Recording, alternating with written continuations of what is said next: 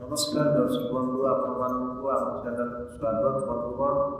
कालीर दिनटी कन्या राशि व्यक्ति विशेषों केमिति क्यों सब क्षेत्र में बड़ सफलता मिल क्यों कथा प्रति आपन को सावधान रहा पड़ो आसतु जाना भिडियोटी को शेष पर्यंत निश्चय देखूँ कारण शेष में आम आलोचना करवा आचार्य चाणक्य एक मूल्यवान नीति विषय।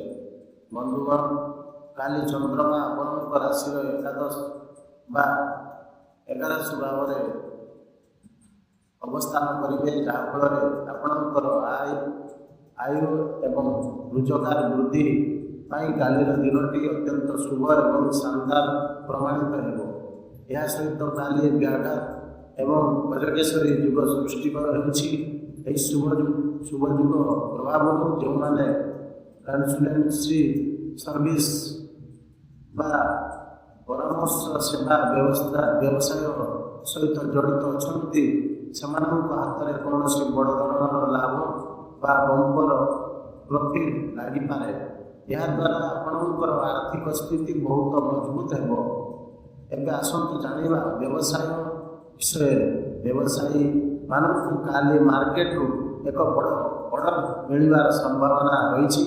यही ऑर्डर कारण आपण निजर प्रकृत योग्यता एवं क्षमता देखाइबार एक सुवर्ण सुजोग मिल जहाँ आपण आर्थिक पक्षर आहरी सुदृढ़ रही आपण शेयर मार्केट बा म्यूचुअल फंड में निवेश करने को चाहते तेरे काली नूतन विनियोग सर्वोत्तम योजना प्रस्तुत हो पार।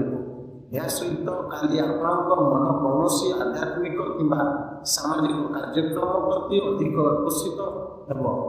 कैरियर कथा कहूँ गले कार्यक्षेत्र में आपणकर सकारात्मक चिंताधारा और नूतन चिंताधारा आपण को कैरियर में द्रुत गति आगक ने सफलता हासिल कर रास्तार आसुवा पुराणा बाधाविघ्न सब काली दूर हो। जो मैंने सामाजिक कार्य कि एनजीओ सहित जड़ित अच्छा समाज में कौन बड़ दायित्व कि प्रतिष्ठित पदवी मिल पाए।